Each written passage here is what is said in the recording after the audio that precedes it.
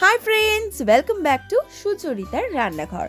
Today I'm going to cook a new recipe, ডিমের poach curry. If you like my video then subscribe to my channel and hit the bell icon to remain updated to my latest videos.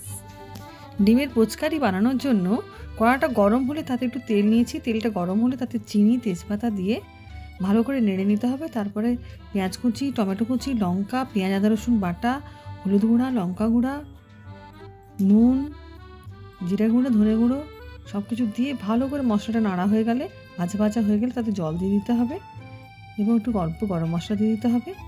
তারপর ফুটে গেলে ভালো করে দুটো ডিম নিয়েছি আমি, ঠিক এইভাবে পোচটা ওর মধ্যে দিয়ে দিতে হবে, ঝোলের মধ্যে ঠিক এইভাবে দিয়ে একটুখানি হতে দিতে হবে। তারপর উপর থেকে একটু নুন এবং একটু গোলমরিচের গুঁড়ো দিয়ে দিতে হবে।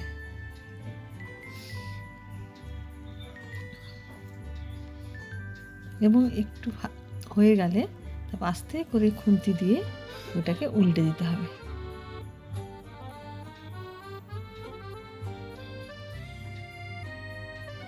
ঠিক এইভাবে তাহলেই রেডি ডিমের পোচ কারি। Easy recipe.